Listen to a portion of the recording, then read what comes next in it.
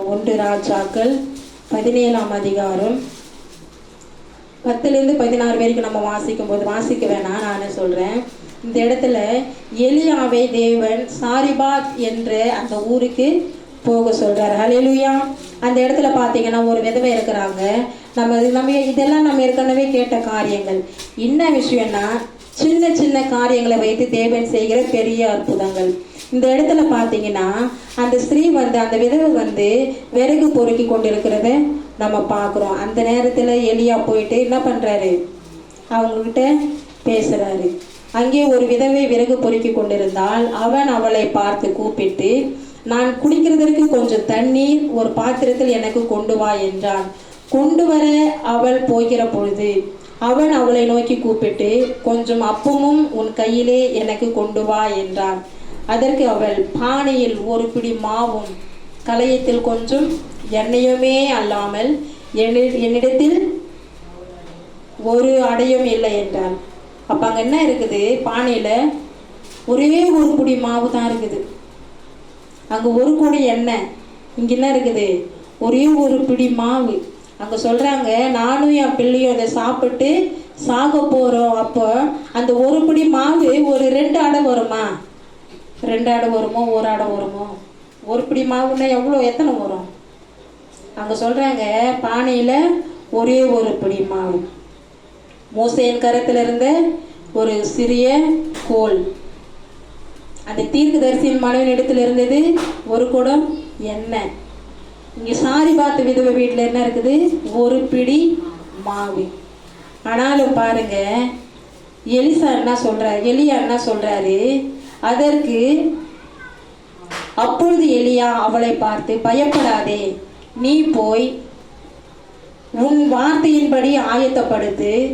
ஆனாலும் முதல் அதிலே எனக்கு ஒரு சிறிய அடையை பண்ணி என்னிடத்தில் கொண்டு வா, பின்பு உனக்கும் உன் குமாரனுக்கும் பண்ணலாம் என்றான். ஹல்லேலூயா.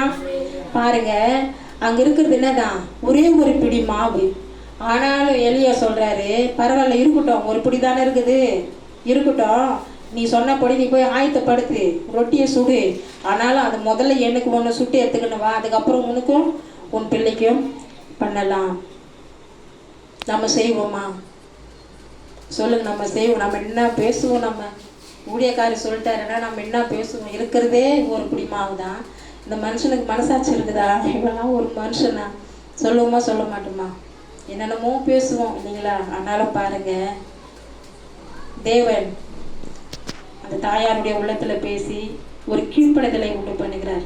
அவங்க அங்கே என்ன பண்றாங்க, கீழ்ப்படிக்கிறத நம்மளால பார்க்க முடியும். பிரியமானவர்களே, அவங்க அந்த வார்த்தைக்கு கீழ்ப்படிந்ததுனால தான் கர்த்தர் தேசத்தின் மேல் மழையை கட்டளையிடும் நாள் மட்டும் பானையில் மாவு செலவழிந்து போவதும் இல்லை, கலயத்தில் எண்ணெய் குறைந்து போவதும் இல்லை என்று இஸ்ரவேலின் தேவனாகிய கர்த்தர் சொல்லுகிறார் என்றான்.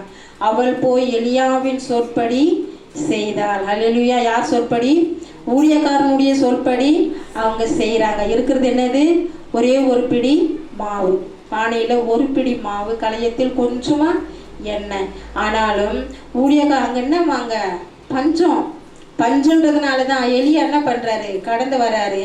அவங்க என்ன சொல்கிறாங்க, இருக்கிறதே ஒரு பிடி மாவு, நானே என் புள்ளியும் அப்போ சுட்டு சாப்பிட்டு என்ன பண்ண போகிறோம், சாக போகிறோம். ஏன் சாகணும்? பஞ்சம், வேறு வழி இல்லை, பிழைக்கிறதுக்கு வழியே இல்லை, வருமானம் இல்லை, ஆதாரம் இல்லை, படிப்புக்கு உண்டான வழி இல்லை, பஞ்சம்.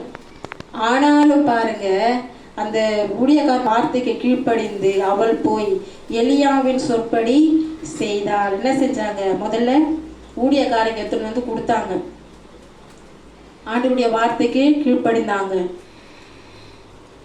அவளும் இவனும் அவள் வீட்டாரும்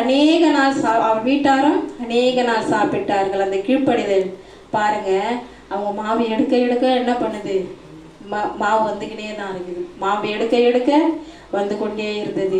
அடுத்த வசனம் 16 வாசிங்கம்மா.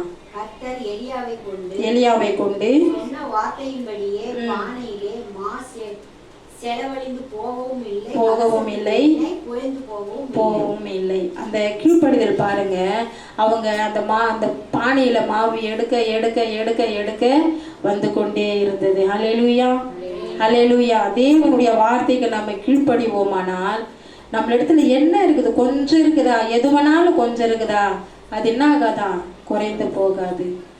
அது பெருக்கத்தை தான் தேவன் கட்டளையிடுவாரே தவிர அங்க இல்லாத போகும்படி தேவன் ஒரு காலமும் செய்ய மாட்டார். அங்க அந்த பஞ்ச காலம் முடிகிற வரைக்கும் அந்த ஜனங்கள் அவங்க வீட்டார் யாவரும் அங்க சாப்பிட்டார்கள். அவளும் இவனும் அவள் வீட்டாரும் அநேக நாள் சாப்பிட்டார்கள். அந்த கீழ்ப்படிதல் பார்த்தீங்களா? அல்லேலூயா. தேவன் எவ்வளவு பெரிய வல்லமையுள்ள தேவனா இருக்கிறார். ஒரு கோலின் மூலமாய் தேவன் அற்புதம் செய்தார். சின்ன சின்ன காரியங்கள். ஒரு கூட எண்ணெயின் மூலமாய் தேவன் அற்புதம் வீட்டார் யாவருக்கும் அற்புதம் செய்தார். அது மாத்திரமல்ல, ஒரு பிடி மாவு அந்த ஊர் ஜனங்களுக்கே தேவன் அற்புதம் செய்தார். அடுத்த ஒரு காரியத்தை நம்ம வாசிப்போம்.